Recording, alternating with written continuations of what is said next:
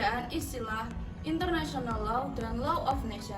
Hukum internasional adalah seperangkat aturan dan prinsip yang mengatur hubungan antar negara dan subjek hukum internasional lainnya, seperti organisasi internasional. Hukum ini dibuat berdasarkan kesepakatan antar negara, seperti perjanjian internasional dan kebiasaan internasional, serta bertujuan untuk menciptakan kerjasama antar negara. Law of Nation adalah seperangkat peraturan yang dibuat oleh negara dan berlaku di dalam wilayah negara tersebut. Hukum ini mengatur hubungan antar individu dan badan hukum yang ada di dalam negara serta bertujuan untuk menciptakan ketertiban, keadilan, dan melindungi hak masyarakat.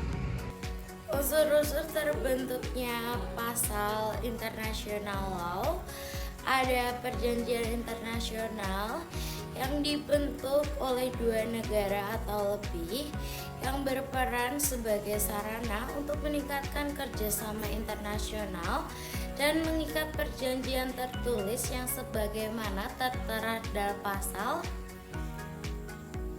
Untuk selanjutnya ada kebiasaan internasional adalah praktek norma-norma yang secara umum diterima di negara-negara hukum yang telah diakui dan ditetapkan dalam hukum internasional. Untuk yang ketiga, ada prinsip hukum adalah prinsip dasar yang diakui oleh sistem hukum di berbagai negara. Contohnya, asas Pacta Sunt Servanda yang menjadi pedoman penegak hukum internasional. Untuk yang keempat, ada keputusan pengadilan internasional atau judicial decision, putusan yang dilakukan pengadilan internasional yang membentuk norma baru dan memberikan interpretasi terhadap hukum yang ada, juga bisa menjadi referensi penting hukum dalam kasus yang akan mendatang. Untuk yang kelima, ada ajaran para ahli, pendapat dan analisis dari pakar hukum internasional yang dapat digunakan untuk memperkuat argumen dalam konteks hukum internasional.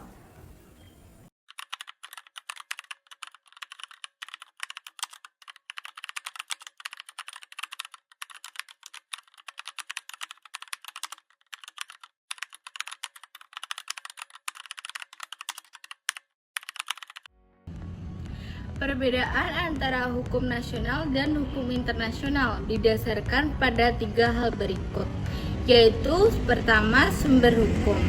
Sumber hukum nasional sumbernya adalah kehendak negara itu sendiri. Biasanya kehendak negara dituangkan dalam konstitusi negara.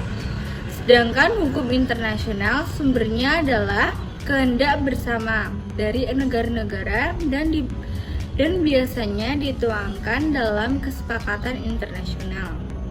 Yang kedua, subjek hukum.